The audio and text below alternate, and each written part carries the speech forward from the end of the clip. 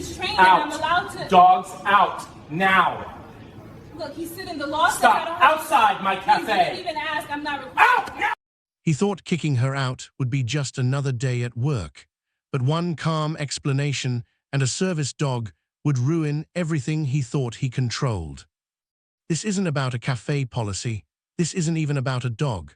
What you're about to witness is the unraveling of a man who believed his position made him untouchable, and the systematic dismantling of that illusion by a woman who refused to be erased. By the time this story reaches its conclusion, a career will be destroyed, a business will collapse, and a community will demand answers that nobody saw coming.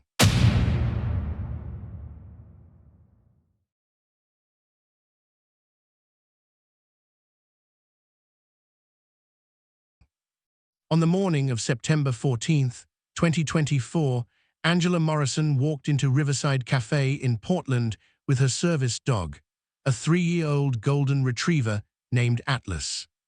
What should have been a 15-minute coffee stop became a 17-minute confrontation that would generate 42 million views, cost a manager everything he'd built over a decade, and expose a pattern of discrimination so pervasive that federal investigators would eventually classify it as systematic civil rights violations. Many assume these incidents are simple misunderstandings, nervous managers making honest mistakes about service animal laws, quickly corrected with a brief explanation and an apology. The typical narrative suggests we live in a post-discrimination era where actual malice is rare, where most conflicts stem from ignorance rather than intent. But what the security footage revealed, footage the cafe fought for 3 weeks to keep sealed, tells a radically different story. Frame by frame, the recording captures something far more calculated. A manager who knew exactly what he was doing, who had done it before, and who believed the power dynamics of his position would protect him indefinitely. The audio picked up phrases that turned a policy dispute into evidence of something prosecutors would later describe as deliberate, pattern-based discrimination with full awareness of legal consequences. Through unprecedented access to internal complaint records, employee testimony under oath, and digital evidence the manager himself created, we're going to trace exactly how one woman's refusal to accept humiliation triggered a cascade of accountability that nobody, least of all the man at the center, could have predicted. Here's what really happened when authority met truth. Before we get to that September morning, you need to understand what Angela Morrison walked into. Riverside Cafe wasn't just any coffee shop. Manager Derek Lawson had run the location for 11 years, building a reputation for what regulars called old-school standards and what former employees would later describe as selective enforcement of rules that didn't exist. But here's what nobody knew until the investigation forced personnel files open. In the 14 months before Angela's incident, Riverside Cafe had received 9 separate complaints about service animal discrimination. 9. All 9 involved Black or disabled customers. All 9 were filed internally, sent to corporate, and systematically dismissed with identical language. Manager exercised reasonable judgment regarding cafe safety and health code compliance. The 3rd complaint, filed by a military veteran named Marcus Chen in June 2023, included a detail that prosecutors would later highlight in bold text. Chen's service dog was a fully vested German Shepherd trained for PTSD response. Lawson had ordered him out within 40 seconds. Chen recorded the interaction on his phone. In the audio, you can hear Lawson say, and I'm quoting directly from the transcript, "I don't care what your vest says. I don't care what you claim he does. This is my space, and I decide who belongs here. My space, I decide who belongs." Corporate's response to Chen's complaint, a single line, "Management reserves the right to refuse service when safety concerns are present." They didn't investigate. They didn't interview Lawson. They didn't review whether any safety concern actually existed. They simply protected him. Why does this matter? Because it establishes premeditation. When Angela Morrison walked in 14 months later, she wasn't encountering an isolated incident. She was encountering a system, a practiced, protected pattern of behavior that had been validated by institutional silence. And if you think corporate's passive enabling was the worst part, wait until you hear what Lawson told his employees to do. September 14th, 8:47 a.m. Angela Morrison enters Riverside Cafe with Atlas, her service dog trained to detect and respond to her type 1 diabetes episodes. Atlas is wearing his clearly marked service vest. Angela heads to the counter to order her usual, a vanilla latte and a blueberry muffin. She doesn't make it 3 steps before Lawson intercepts her. Lawson approaches her with what investigators described as purposeful urgency. He doesn't greet her, doesn't acknowledge her as a customer. His first words, "You need to leave the dog outside." Angela, caught off guard, responds calmly, "He's a service dog. He's trained to alert me to." Lawson cuts her off. "I don't care, no dogs inside, it's policy." Here's where Angela does something crucial. Instead of arguing, instead of escalating, she calmly states her legal rights. Under the ADA, I'm allowed to bring my service animal into any public accommodation. You can ask me 2 questions: if he's required because of a disability and what tasks he's trained to perform. I'm happy to answer both. And what does Lawson do next? He doesn't ask the questions. He doesn't attempt to follow the law he's required to know. Instead, he raises his voice, loud enough that the 12 other customers in the cafe turn to look, and says, "I'm the manager. I make the rules here. You either take that animal outside or you leave. Now." Angela stands her ground, but her voice begins to shake. This is the moment you need to understand viscerally. She's not shaking from fear of being wrong. She's shaking because she's a black woman being publicly humiliated in a space full of white witnesses, and she knows, statistically, experientially, historically, that public opinion in moments like this doesn't default to her credibility. "I'm just explaining he's trained, and I'm allowed to." Lawson interrupts again, "Out, dogs out now." But here's the detail that turned this from bad management into criminal evidence. While Lawson is yelling at Angela to leave, another customer, a white woman named Rebecca Feldman, is sitting 15 feet away with her emotional support dog, a small Pomeranian, clearly visible and completely unbothered. Angela notices, "Sir, there's literally another dog right." "Stop," Lawson snaps, stepping closer into her personal space. "Outside my cafe." Angela tries one more time, her voice breaking now. "Please, you didn't even ask the required questions. I'm not required to provide documentation. I just need." And this is the moment, the peak, the moment of utter disgust. Lawson leans in, drops his voice to just above a whisper, quiet enough that Angela can hear but the other customers can't, and says, "People like you always have an excuse. Take your paperwork, take your vest, take your whole act somewhere else. You're not welcome here. People's like you." At that exact moment, Angela realizes this isn't about Atlas.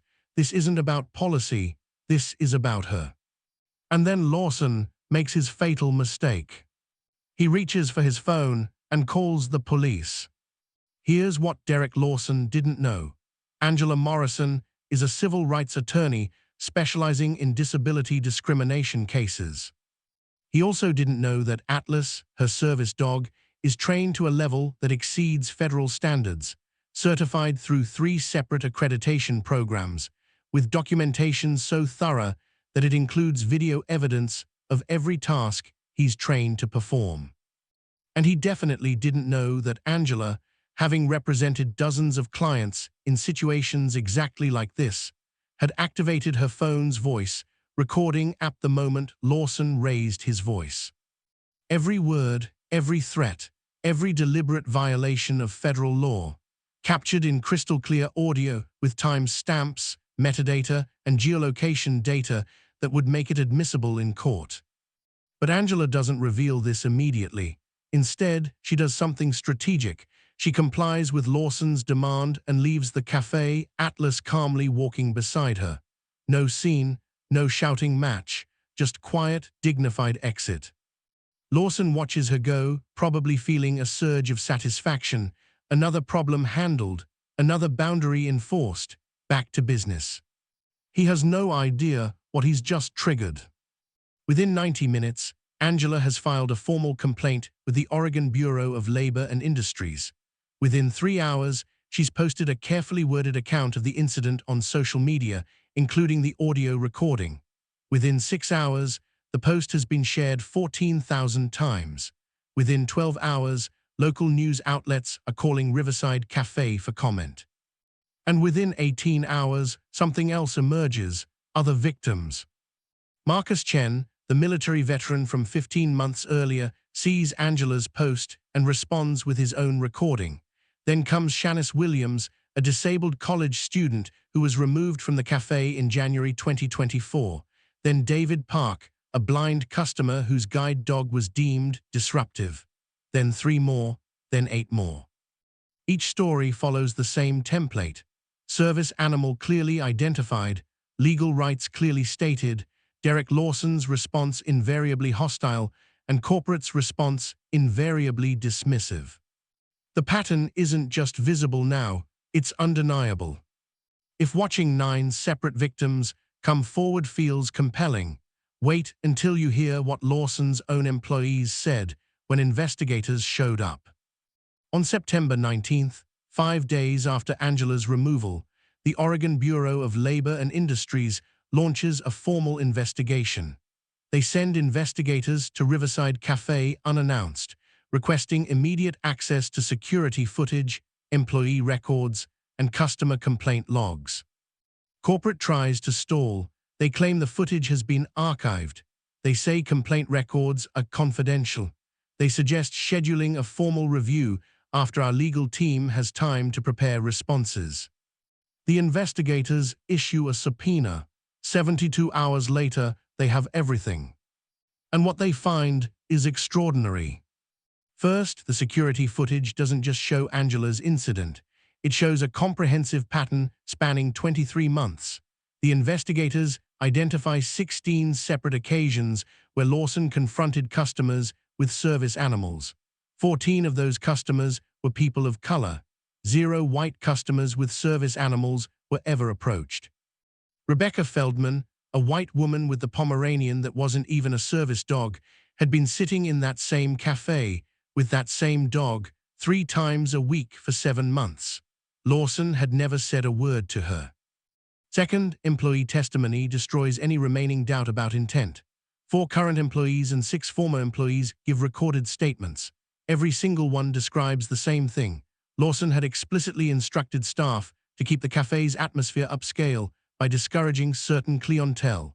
When pressed on what that meant, former barista Jennifer Okoye provided investigators with screenshots of a group text Lawson had sent to staff in March 2024. The text read, "If you see service dogs with people who look like they're trying to make a point or push boundaries, get me immediately. Don't engage. I'll handle it." People who look like they're trying to make a point. Third, and perhaps most devastating, investigators discover that Lawson had filed his own internal complaints about customers with service animals, recommending that corporate implement stricter verification requirements that would have been explicitly illegal under the ADA. His proposals included demanding medical documentation, requiring advance notice, and limiting service animals to certified facilities only. Corporate never implemented these policies because they knew they were illegal, but they also never disciplined Lawson for suggesting them. They simply ignored the requests and let him continue managing the cafe with full authority. This is where accountability starts to accelerate.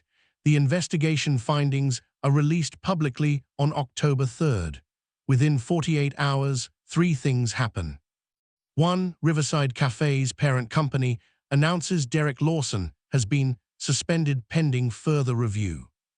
2. National disability rights organizations file a class action lawsuit against the cafe chain, representing 23 plaintiffs who experienced similar discrimination at 7 different locations. 3. Local customers organize a boycott. The hashtag #EmptyRiverside trends locally. Daily customer traffic drops by 73%.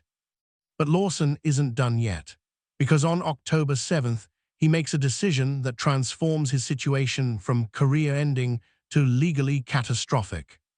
Derek Lawson decides to give an interview. Not to investigators, not to his lawyers, to a local podcast called Portland Unfiltered, hosted by two personalities known for platforming anti-woke perspectives and grievances about cancel culture. Lawson apparently believes this is his opportunity to tell his side of the story, to push back against the mob, to reclaim his narrative. It goes worse than you can possibly imagine. Over the course of a 40-minute interview, Lawson calls the ADA exploited by people faking disabilities, describes service dog laws as impossible to enforce because anyone can claim anything, and suggests that Angela Morrison knew exactly what she was doing by weaponizing her race and her dog to destroy a small business. He doesn't stop there. When asked directly whether he treated Angela differently because she was black, Lawson responds, "I treat everyone the same, but when you have people coming in trying to make everything about race, trying to turn a simple policy into a federal case, yeah, I'm going to protect my business and my customers from that disruption." The podcast hosts eat it up. They praise Lawson for standing up to the narrative and refusing to be bullied. The interview is published on October 9th. By October 10th, Lawson's own lawyers have withdrawn from representing him, citing irreconcilable differences in legal strategy. By October 11th, the class action lawsuit against the cafe chain adds Lawson personally as a defendant, citing the interview as evidence of willful, intentional discrimination with malicious intent. By October 12th, the Department of Justice announces it's opening a federal civil rights investigation. And by October 14th, Riverside Cafe's parent company doesn't just fire Derek Lawson. They release a public statement explicitly condemning his actions, announcing immediate policy reforms across all locations, and establishing a $2.3 million settlement fund for affected customers. Lawson loses his job. He loses his professional reputation. He loses his legal protection. But the consequences go deeper. Because of that podcast interview, because he admitted, on the record, to targeting customers based on subjective judgments about their credibility and motivations, Lawson becomes legally unemployable in any customer-facing role. His statements become evidence in the federal case. And when the DOJ investigation concludes in December 2024, they issue findings that Riverside Cafe engaged in a pattern and practice of discrimination that was known to, facilitated by, and actively perpetuated by management. The cafe chain is forced to enter a consent decree, 3 years of federal monitoring, mandatory civil rights training for all employees, and a redesigned complaint system with external oversight. But here's the final twist, the piece of this story that makes it unforgettable. Remember Angela Morrison, the woman Lawson tried to humiliate and erase. On November 18, 2024, she's invited to testify before the Oregon State Legislature about disability rights enforcement.